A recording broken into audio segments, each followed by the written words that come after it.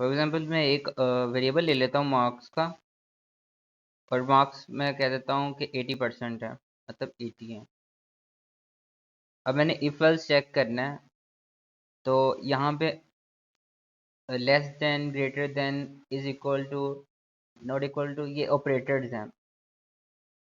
इसमें ऑपरेटर्स का भी टॉपिक कवर हो रहा है, इफ एल्स का भी हो रहा है। अब मैं अगर यहाँ पे कंडीशन लिखूंगा, अगर मार्क्स जो हैं वो ग्रेटर देन है 80 से, तो प्रिंट कर दो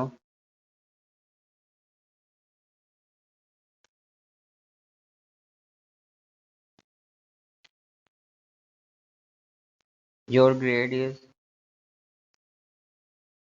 ए। इसी तरह एल्स इफ है, मार्क्स जो हैं वो 70 से ज़्यादा हैं,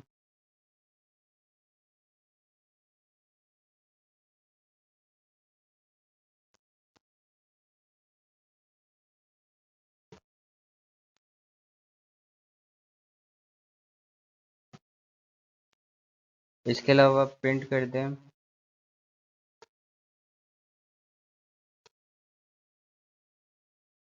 और सिंपल एल्स में कर दें। हाँ, बी ग्रेड कर देते हैं।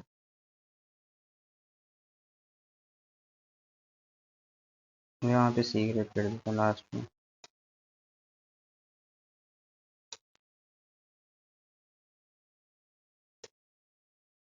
देखिए यहाँ पे वैल्यू है 80। अब यहाँ पे अगर 80 करते हैं तो 80 इक्वल है 80 के, लेकिन 80 से ज़्यादा नहीं है। अगर हम फिर ये कंडीशन जो फर्स्ट वाली है वो रॉन्ग हो जाएगी।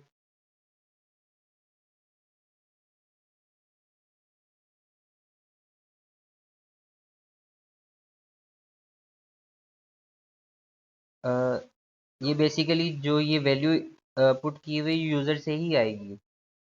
जो हम मार्क्स में वैल्यू स्टोर करवा रहे हैं, ये स्टार्टिंग वाली जो फर्स्ट लाइन है, इन मार्क्स इज इक्वल टू 80, ये वैल्यू यूज़र से ही आएगी।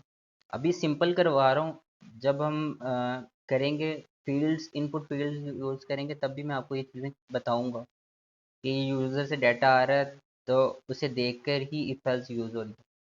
कंडीशन उसे मतलब उस डाटे के मुताबिक यूज़ होंगी कि उसे क्या शो करवाना है। अब ये देखें, अभी स्टैटिक डाटा एंटर कर रहा हूँ यहाँ पे, इसे मैं चेंज करता रहूँगा तो वो प्रिंट जो होगा डाटा वो भी तब्दील होता रहेगा। अब जैसे यहाँ से मैं 81 करता हूँ, तो 81 से ग्रेड होगी,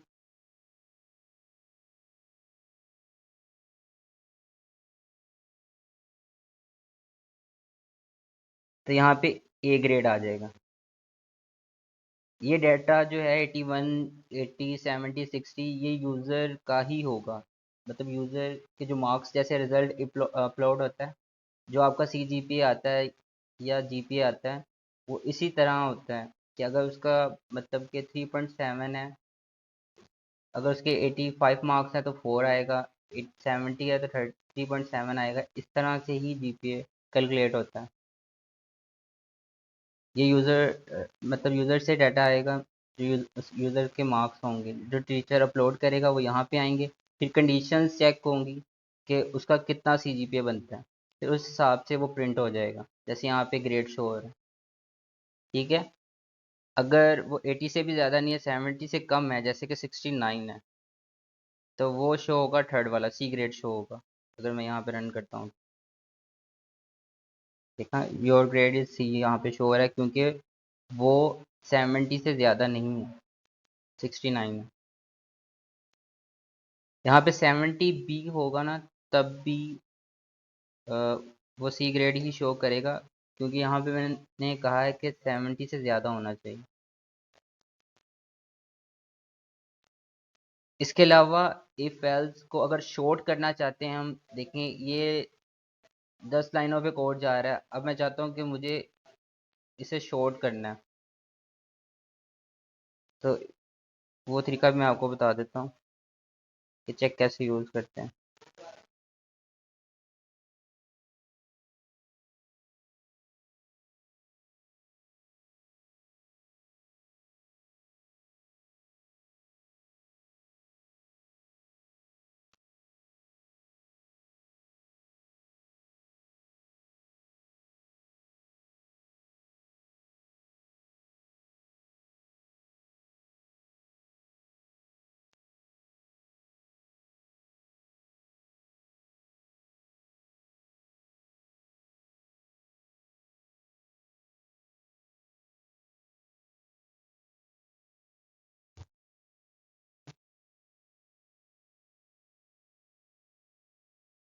देखें, अब वो चीज़ और ये चीज़ सेम ही है।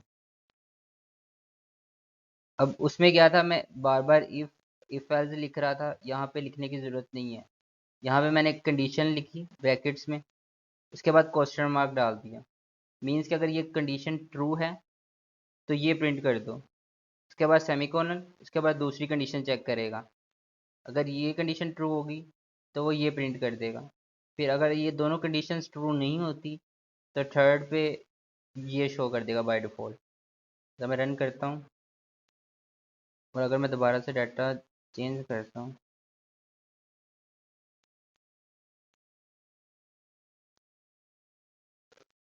यहाँ पे ए ग्रेड आ गया जी। ये टर्नी ऑपरेटर है, ये जावास्क्रिप्ट में भी यूज़ होता है अगर आपने वेब डेवलपमेंट किया है ना।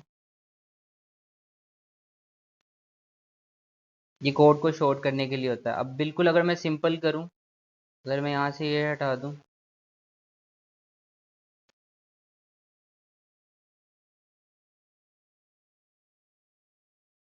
इससे ये फ़ायदा होता है कि आपका ना कोड एक लाइन में ही हो जाता है।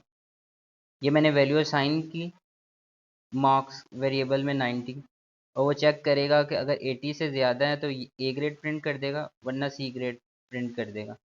ये भी इफ़ एल्स का ही है, कंडीशन चेक करेगा, कंडीशन ट्रू होगी तो इफ़ वाली होगी, वरना एल्स वाली प्रिंट हो जाएगी। इससे ये फ़ायदा है कि कोड को शॉर्ट कर देता है टर्न ऑपरेटर ना।